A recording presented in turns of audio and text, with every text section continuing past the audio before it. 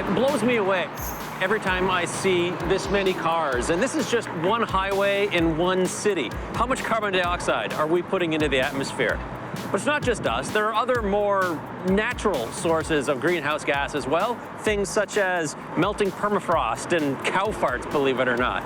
Some people even say that the volcanoes of the world are creating more greenhouse gas than all of the human activity combined. How do you respond to people who are, I don't even use the word skeptic, because skeptic is not the right word. Deniers is a better word. Deniers who are claiming volcanoes contribute more greenhouse gases than all of the industrialized countries put together. What we're dealing here with is a deeply held belief system. It could have elements of political persuasion.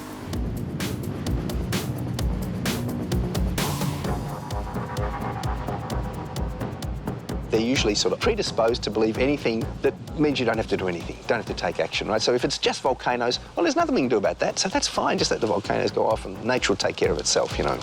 At any given time, there are 50 to 60 active volcanoes around the world. Eruptions expel huge amounts of gas into the atmosphere, which some believe is leading to climate change. I don't know if I buy that, but it's something I really need to check out, and I know just the place. My curiosity brings me to the nation of Vanuatu. It's a small archipelago of about 80 islands in the South Pacific Ocean. I've landed in the capital of Port Vila, but my final destination is the neighboring island of Ambrym, the home of one of the world's most active volcanoes. The weather there is notoriously awful. There's volcanic gas, there's acid rain, and, of course, the threat is always there for a larger eruption, so it's not the most hospitable place on Earth. I know this area of the world well. I even got married in 2006 on the lip of an exploding volcano in Vanuatu. That's where we're getting married, right at the top of the Yasser, and it's real active today. Now I'm going to an even more active and more remote volcano on the island of Ambrym. I'm getting some help on this expedition. Sara. Finally here. Nice to meet you. Nice to meet you too. Welcome to Vanuatu. Sara Hoffritz is an accomplished young geologist from Denmark. She has the equipment to help us determine how much dangerous gas the volcano is emitting and if it's contributing to climate change. Frequent eruptions on Ambrym create weather conditions that make flying to the island a challenge. It looks like we've lucked out with a clear day. The trick is it going to be clear on Ambrym? Typically, the place is shrouded in cloud a lot of the time. So I've got my fingers crossed. I'm very hopeful. So far, so good. I'm very interested in seeing how nature is behaving in this setting. It's going to be cool. There are two active volcanic cones on this island, Mount Benbow and Mount Maroom. Over the past decade, there's been an increase in emissions of volcanic gases from both of them. In 2009, approximately 15,000 tons of sulfur dioxide was emitted into the atmosphere in one day.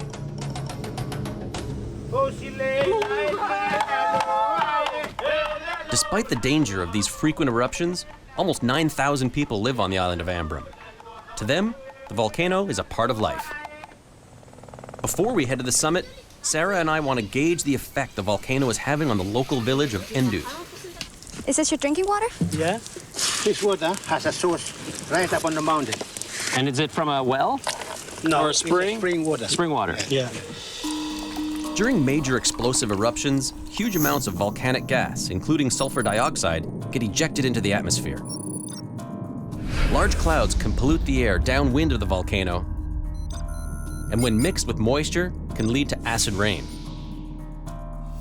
This contamination has harmful effects on water supplies for people, plants, and animals.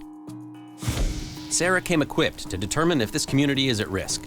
Today, we're testing the drinking water. What do we have here? This is a conductivity meter, and that will tell me how many ions in the water. 270. Yeah, 270 microsiemens. So that means there definitely is some ions in the water. Very likely some sulfur and some fluorine, which is still rather high.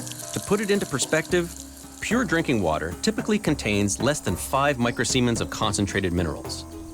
This town's water is over 50 times that amount.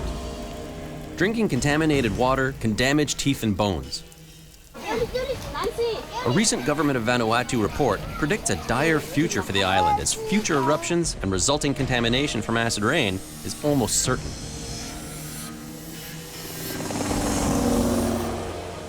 The brooding outline of the volcano is nearly always shrouded in gas and cloud. When we have a volcano that's active like Abram is, I want to see how much sulfur dioxide and how much carbon dioxide is being emitted at the volcano.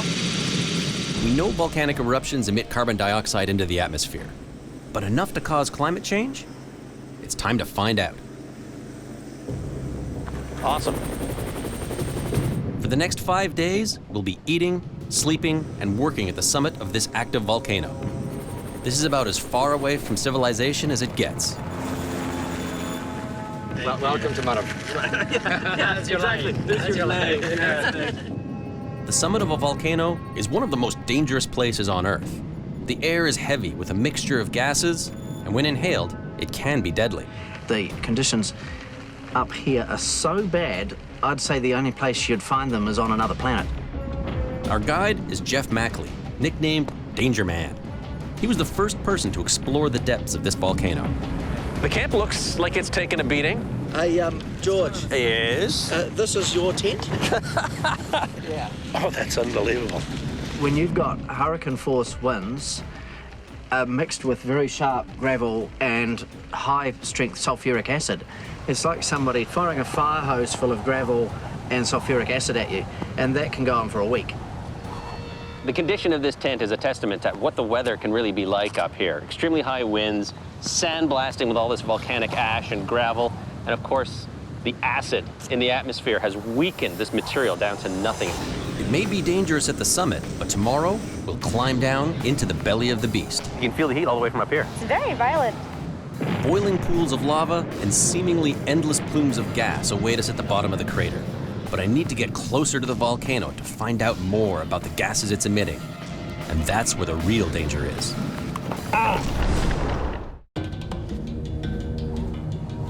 Very few volcanoes are capable of producing the amount of gas that Ambram can. There are several vents here that are all vigorously degassing hydrogen sulfide, sulfur dioxide, carbon dioxide, hydrogen fluoride. Are these dangerous gases contributing to our warming planet? Sara has the latest technology to measure just that. She's using a fly speck to measure the sulfur dioxide levels in the air at Ambram. So now it's scanning through the plume, going from over here and scanning the way through. This data will reflect the amount of toxic SO2 at the summit and help us understand if and how this contributes to climate change. But to get more data, we'll have to go straight to the source. Sara is getting her chance to go into the volcano, so this is going to be really, really fun. But today, visibility is poor, and I'm hoping it doesn't get any worse. The entire crater right now is completely filled with gas. But let's try and see if it clears up. Yeah. Yep. All right. Are you good to go? I feel so. For even the most experienced climber, this descent is a challenge. Nice steady creeper. Brad, our guide, will be leading us down the tricky descent, and I'll be following behind Sara. With almost a straight drop of 1,200 feet to the bottom, a lot could go wrong. To get down to the bottom, it's so deep that the ropes just are not going to be long enough, so we have to do a multi-stage rappel in 3 different steps. Can you imagine all this used to be covered by rock, and then it had this big explosion, and now we're just in the hole of it? Now that Sara has safely reached the 100-yard ledge, I can start my descent.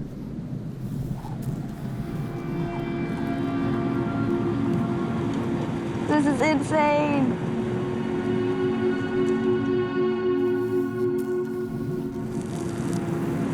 It's beautiful. You know, everything around here is trying to kill you, but apart from that, it's great. The weather is closing in, making it hard to see where we're climbing. Not feeling very confident about this.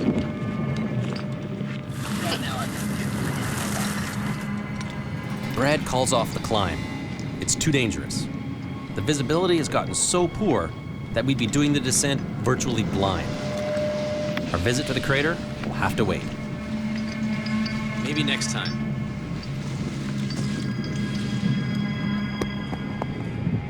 Visibility has dropped down tremendously, which is never a good thing around here. And I'm starting to feel some drizzle coming in, which usually leads to torrential rains and storms.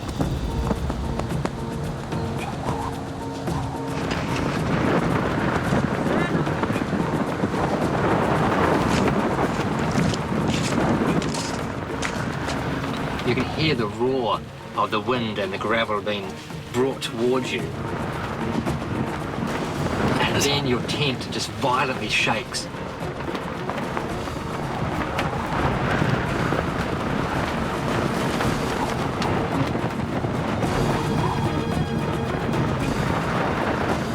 And it just keeps battering and battering and battering your tent until, you know, bit by bit there might be something that comes loose.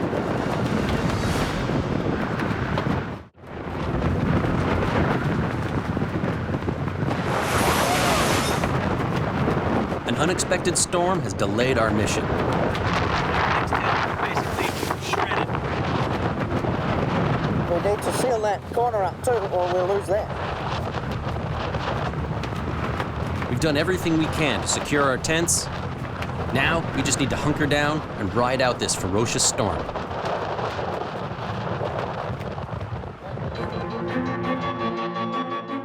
It was a tough night, but by the morning, it's over. Now we have to get back to work, which means getting to the bottom of the crater, poor visibility or not. Sara isn't joining me on my descent today, as last night's storm took away her valuable research time. The goal is to get all the way to the bottom, 1,200 feet, gather some rock samples for Sara, and get some thermal imagery of the lava lake itself. Big day today. Rock and roll.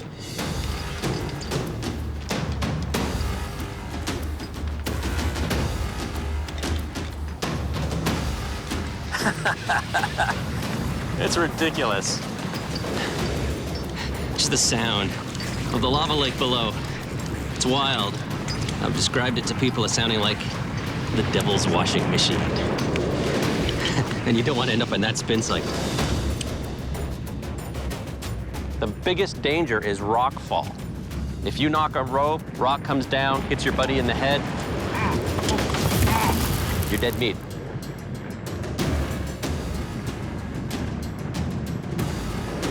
The trick is slow and steady, nice and safe, because anything and everything can go wrong here.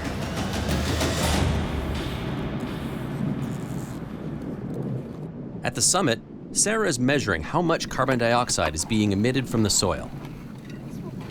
As long as a volcano is active, it's emitting gases. The carbon dioxide migrates through cracks to the soil on the side of the volcano. The levels of CO2 found will help Sara in her analysis of whether volcanoes are leading to climate change. 3,000, 4,000, 5,000. I'm getting really high values. I want to see how it compares to measurements up on the crater side and getting closer and closer to the caldera rim. It takes me 2 grueling hours to make it down to the bottom of the crater. Top side, I am free of the rope. Okay, we're gonna get our first look at this thing up close. Wow. This is liquid rock. The heat is just unbelievable right now. It's burning the back of my neck. Lava lakes are a rare phenomenon, formed when molten lava becomes trapped in a volcanic crater. First things first, I'm gonna get some thermal images. Examining thermal images helps us understand more about the volcano and its activity. Unless you've actually experienced lava firsthand, it's hard to comprehend just how hot it is. Normal body temperature is 98.6 degrees Fahrenheit. The average oven reaches 450 degrees Fahrenheit. 1,200 Fahrenheit. This is a whole other level of heat. 1,400, 1,600, 1,697. Holy cow. I gotta be careful, I'm definitely within the splash zone. Even the smallest piece of flying lava could burn through my clothes and skin. Ah, it's burning. Woo! all this ejecta coming out of the lava lake are very fresh, so that should be perfect for what Sara needs. I just gotta grab a couple of fresh samples and watch my back at the same time.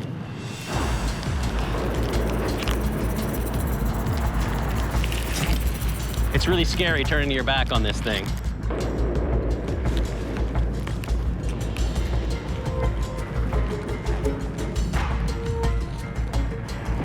This really fine stuff is Pele's hair. When the bubbles on the lava lake burst, they form these tiny little hairs and they'll drift all the way up to camp. I can get a little bit closer, but I'm gonna have to put on my special heat suit. It's a good thing I came prepared. This suit can withstand temperatures up to 3,000 degrees. I think I'm ready. If you want to get a really good view, you have to be protected. Otherwise, the radiant heat is just too much. Wow. That is about as crazy as it gets.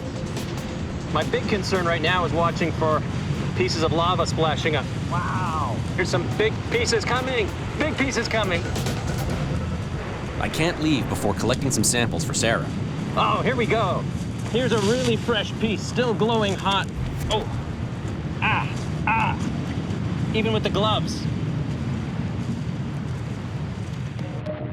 Today was a success. Got up close, got some really good samples, some good thermal data.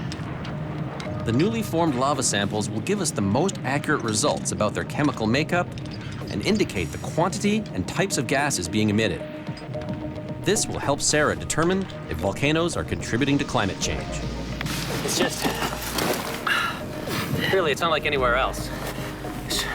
This pit, you expect the devil himself to come jumping out of it. I got some goodies for you. These are the ones that were fresh out of the volcano. They were so hot. So this is the newest rock on Earth. You wanted fresh? I got you fresh. We've now collected data from the summit and straight from the lava lake in the crater. If this volcano is having any effect on climate change, we'll have the numbers to prove it.